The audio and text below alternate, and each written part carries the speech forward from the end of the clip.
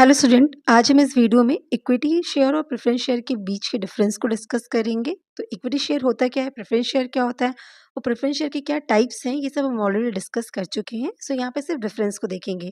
तो चलिए स्टार्ट करते हैं।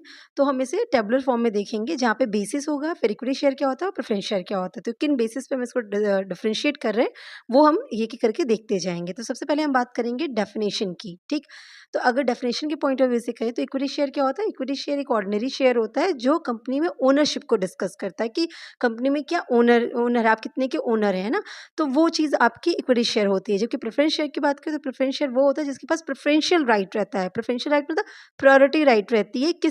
किस टर्म में, किस चीज़ में प्रायोरिटी होती है, डिविडेंड पाने में और कैपिटल की रीपेमेंट में। इन दोनों में आपको प्रेफरेंस मिलेगी, आपके पास प्रेफरेंशियल राइट है। तो वो शेयर होल्डर क्या कहलाते हैं, प्रेफरेंस शेयर होल्डर, और ये प्रेफरेंस शेयर कहलाते हैं। ठीक, नेक्स्ट बेसिस हमारा डिविडेंड पे आउट। तो अगर डिविडेंड पे आउट की बात करें तो इक्विटी शेयर होल्डर्स जो होते हैं, ईएसएच मतलब इक्विटी शेयर होल्डर्स, तो उनको डिविडेंड हम कब देते हैं, जब प्रेफरेंस शेयर होल्डर्स को डिविडेंड पे कर देते हैं, प्रेफरेंस शेयर्स पे डिविडेंड दे देते हैं, तभी जाके इक्विटी शेयर होल्डर्स को डिविडेंड पे होता है। ठीक है, वहीं अगर हम प्रेफरेंस शेयर्स की बात करें तो प्रेफरेंस शेयर होल्डर्स को डिविडेंड में प्रायोरिटी मिलती है। मतलब इक्विटी शेयर से पहले प्रेफरेंस शेयर होल्डर्स को डिविडेंड दिया जाएगा, उसके बाद उनको इक्विटी शेयर होल्डर को डिविडेंड दिया जाएगा। तो इनके पास प्रेफरेंशियल राइट रहता है।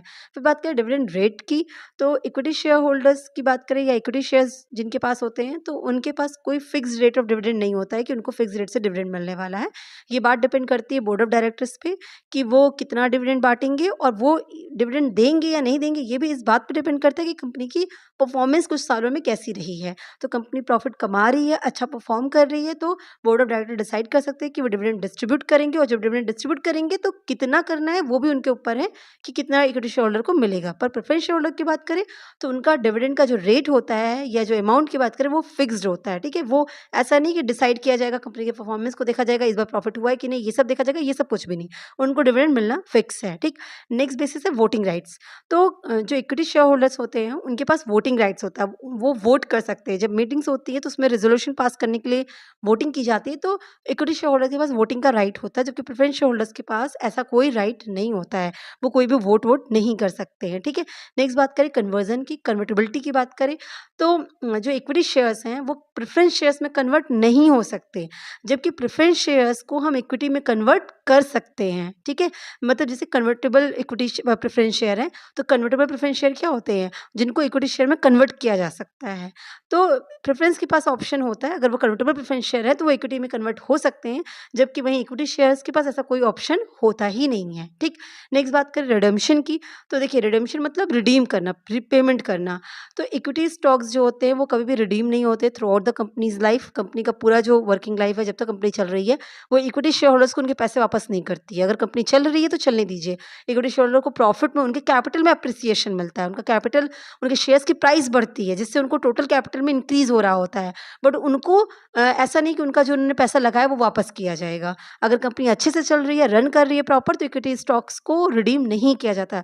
जबकि प्रेफरेंस शेयर्स को रिडीम किया जाता है एक सर्टेन पीरियड के बाद। वो पहले ही से डिसाइड होता है कि ये प्रेफरेंस शेयर इतने साल के हैं, तो इतने साल के बाद इन प्रेफरेंस शेयर होल्डर्स को उन्होंने जितना भी पैसा लगाया वो रिपे कर दिया जाता है। ठीक है, तो प्रेफरेंस शेयर्स को रिडीम किया जाता है, जब इक्विटी शेयर को रिडीम नहीं किया जाता, कोई रिडेम्पशन की बात नहीं होती है। ठीक है, उसके बाद बात करते हैं कैपिटल रिपेमेंट की। तो जो पैसा लगाया है, तो इक्विटी शेयर होल्डर्स ने जो पैसा लगाया है, मतलब जो कैपिटल लगाई है, वो उनको रिपे की जाएगी कब, जब कंपनी लिक्विडेट होती है, जब कंपनी बंद हो जाएगी तभी लिक्विडेट, जब मतलब वाइंड अप हो रहा है, कंपनी का लिक्विडेशन हो रहा है, तब उनको रिपेमेंट की बात कही जाती है। वो भी कब, जब सबको पेमेंट कर दिया जाएगा, अगर कुछ बचा तो इनको रिपे किया जाएगा, अगर कुछ नहीं बचा तो इनको रिपे नहीं किया जाएगा। ठीक, तो इनकी कैपिटल का रिपेमेंट कब होता है, एट द लास्ट, अगर कंपनी बंद हो गई। अगर कंपनी रन कर रही है तो फिर कभी नहीं होगा, पर अगर कंपनी बंद होने को आई तब इनको रिपेमेंट किया जाएगा, वो भी सबका पेमेंट करने के बाद। लिक्विडेशन अगर आपने पढ़ा हो तो देखेंगे आप कि सारे एसेट्स को रियलाइज करके सबका पेमेंट कर देते हैं, प्रेफरेंस शेयर होल्डर को भी पेमेंट कर देते हैं, देन जाके हम इक्विटी शेयर होल्डर्स को पे करते हैं अगर कुछ बैलेंस बचा है तो।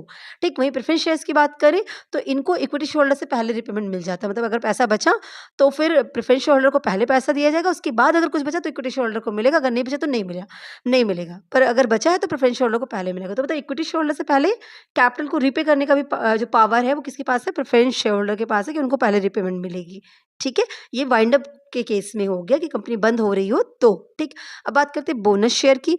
तो बोनस शेयर जो है वो इक्विटी शेयर्स के केस में इशू होता है। अगर एक कंपनी ने बोनस शेयर इशू किया तो वो किनको मिलेगा, इक्विटी शेयर होल्डर्स को मिलेगा, उन्हीं को बोनस शेयर्स पाने का अधिकार होता है। ठीक है, अगर कंपनी ने बोनस शेयर इशू किया और आप प्रेफरेंस शेयर होल्डर हैं तो आपको ये शेयर नहीं मिलने वाले।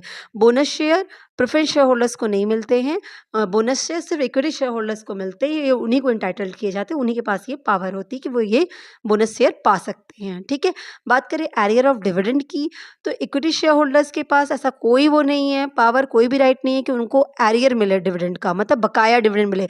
किसी साल लॉस हुआ, कंपनी को डिविडेंड नहीं बांटी या डिविडेंड नहीं दी तो मुझे इस साल डिविडेंड देगी तो पुराना डिविडेंड भी मुझे अब मिले, ऐसा कुछ भी नहीं है। इक्विटी शेयर होल्डर को कोई बकाया डिविडेंड नहीं मिलता है। जबकि प्रेफरेंस शेयर होल्डर्स को, अगर वो क्यूमुलेटिव प्रेफरेंस शेयर होल्डर है तो मतलब उनको एक्यूमुलेट करके टोटल आपका जितना भी डिविडेंड का एरियर है वो मिल जाएगा। ठीक है, तो मतलब प्रेफरेंस शेयर होल्डर्स को पुराना अगर किसी साल प्रॉफिट नहीं हुआ है तो उस साल का भी डिविडेंड और इस साल करंट ईयर का भी डिविडेंड सब मिला के दिया जाता है, तो उनको एरियर ऑफ डिविडेंड मिलता है in case of cumulative preference shares. Clear है, अदरवाइज उनको भी नहीं मिलता। पर क्यूमुलेटिव प्रेफरेंस शेयर के पास, उनके पास ऑप्शन है, पर इक्विटी शेयर होल्डर के पास ऐसा कोई ऑप्शन नहीं होता है। ठीक, नेक्स्ट बात करते हैं रिस्क की। तो इक्विटी शेयर होल्डर्स ना हाई रिस्क पे होते हैं कंपेरिजन टू प्रेफरेंस शेयर्स, और वहीं प्रेफरेंस शेयर होल्डर्स क्या होता है, लोअर रिस्क पे होते हैं compare to equity share holder. इसका क्या मतलब हुआ, देखिए इक्विटी शेयर होल्डर, आपने कंपनी के इक्विटी शेयर्स परचेज किए हैं, अगर आपने इक्विटी शेयर परचेज किए हैं और आप क्या बन गए, इक्विटी शेयर होल्डर बन गए। अब आपको क्या है, आपको कोई फिक्स अमाउंट का पैसा हर बार कोई डिविडेंड के फॉर्म में इनकम आपको हर साल तो नहीं आने वाली है। ठीक है, तो आपके पास एक तो ऐसे हर साल की रेगुलर इनकम कोई नहीं है। ठीक, दूसरी चीज़, आपको प्रायोरिटी में भी क्या रखा गया है, लास्ट रखा गया। अगर कभी कंपनी बंद भी होने गई तो सबसे लास्ट में पेमेंट किया जाएगा। डिविडेंड भी कंपनी के बोर्ड ऑफ डायरेक्टर्स पर डिपेंड करेगा, बांटना चाहे तो बांटे, नहीं तो नहीं। तो मतलब आपके केस में रिस्क है, आप इक्विटी शेयर होल्डर है, आपके पास रिस्क है, तो ओनरशिप है पर आपके पास रिस्क ज़्यादा है। कंपनी को कुछ भी होगा तो बियर कौन करेगा, इक्विटी शेयर होल्डर बियर करेंगे। ठीक है, वही प्रेफरेंस शेयर होल्डर की बात करें तो उनके पास रिस्क नहीं, उनको हर साल तो इनकम मिल ही रही है as in a form of dividend, एक फिक्स्ड अमाउंट, उन्हें फिक्स रेट से उनको डिविडेंड रिसीव हो रहा है हर साल, एक रेगुलर इनकम उनकी बनी पड़ी है। ठीक है, तो compare to equity share holder, preference share holder के पास लो रिस्क रहता है, उनको ज़्यादा रिस्क नहीं है, उनको हर साल इनकम मिल रही है। लेकिन इक्विटी शेयर होल्डर के पास रिस्क है, अगर कंपनी बंद भी हो गई तो प्रेफरेंस शेयर होल्डर्स को ये पता है कि पहले उनको पेमेंट कर दिया जाएगा। ठीक है, इक्विटी से पहले उनको पेमेंट मिलेगा मिलेगा, लेकिन इक्विटी शेयर होल्डर्स को पता है कि अगर सबको देने के बाद कुछ बचा तो मिलेगा, नहीं तो नहीं मिलेगा उनके। तो ये हायर रिस्क के केस में होता है, इनके पास रिस्क हायर होता है। ठीक है, अगर हम इशू करने की बात करें, मैंडेट टू इशू, तो इक्विटी शेयर इशू करना कंपनीज के लिए मैंडेटरी है। आप ये नहीं कह सकते कि मैं इक्विटी शेयर इशू ही नहीं करूंगा, तो कंपनी के अंदर इक्विटी शेयर होल्डर का होना जरूरी है। इक्विटी शेयर होल्डर कैसे होंगे, जो कंपनी इक्विटी शेयर इशू करेगी तभी तो कोई उसे परचेज करेगा और तभी तो इक्विटी शेयर होल्डर बनेंगे। तो इक्विटी शेयर होल्डर होना का मैंडेटरी है, मतलब कंपनी में इक्विटी शेयर इशू करना मैंडेटरी है। लेकिन प्रेफरेंस शेयर इशू करना मैंडेटरी ऐसा बिल्कुल भी नहीं है, वो कंपनी की चॉइस पे कि वो प्रेफरेंस शेयर के थ्रू पैसा लाना चाह रही है या नहीं लाना चाह रही है। ठीक है, अब हम बात करते हैं रोल इन मैनेजमेंट या पार्टिसिपेशन इन मैनेजमेंट की। अगर बात करें या कंट्रोल की बात करें तो इक्विटी शेयर्स के पास कंट्रोलिंग पावर होती है, क्योंकि वो ओनर होते हैं कंपनी के, तो वो कंपनी की जो मैनेजमेंट है उसमें पार्टिसिपेट करते हैं, उसमें उनका रोल होता है ना, वो डिसीजन लेते हैं। लेकिन प्रेफरेंस शेयर्स की बात करें तो उनका कोई कंट्रोल नहीं होता, उनके पास कोई मैनेजरल राइट्स नहीं होता है, वो किसी भी मैनेजमेंट के डिसीजन में पार्टिसिपेट नहीं कर सकते हैं, तो उनका मैनेजमेंट में कोई रोल नहीं है। क्लियर है, नेक्स्ट बात करते हैं टाइप्स की। तो ये देखिए इक्विटी शेयर्स ऑर्डिनरी स्टॉक्स होते हैं ना, उनको as a ordinary stock categorise किया गया, जबकि प्रेफरेंस शेयर्स में कई टाइप्स हैं भाई, cumulative, non cumulative, convertible, non convertible, participatory, non participatory, redeemable, non redeemable, तो उसके कई टाइप्स होते हैं। पर इक्विटी शेयर्स का ऐसा कुछ भी नहीं है। ठीक है, in form of bonus shares और right shares, sweat equity shares ये इशू किए जाते हैं, पर अगर उनको कैटेगराइज किया जाए कि इक्विटी शेयर्स कितने, अगर कंपनी इशू कर रही है इक्विटी शेयर तो वो किस तरह का इशू करेगी, ऐसा नहीं है। ये जो बोनस शेयर, राइट शेयर और स्वेट इक्विटी शेयर ये सब तभी इशू होते हैं जब इक्विटी शेयर ऑलरेडी इशू हो चुका होता है। तो बात समझिएगा, तो इक्विटी शेयर्स को जब भी इशू किया जाएगा एज एन ऑर्डिनरी स्टॉक ही इशू किया जाएगा, वो राइट के फॉर्म में इशू किया जाएगा। बोनस पहली बार जब इशू किया जाए तो इक्विटी शेयर ही इशू किया जा रहा है।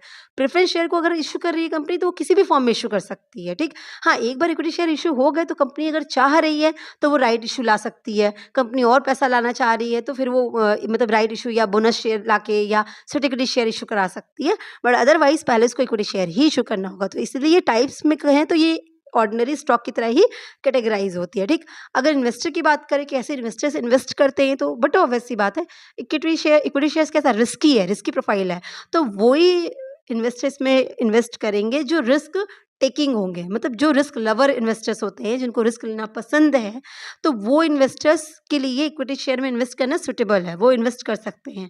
पर ऐसे अगर आप इन्वेस्टर हैं जो रिस्क अवर्स हैं, मतलब रिस्क नहीं लेना चाहते हैं, रिस्क लेना बिल्कुल पसंद नहीं है, तो आपको इक्विटी शेयर में इन्वेस्ट नहीं करना चाहिए, आपको प्रेफ़रेंस शेयर्स में इन्वेस्ट करना चाहिए, ठीक?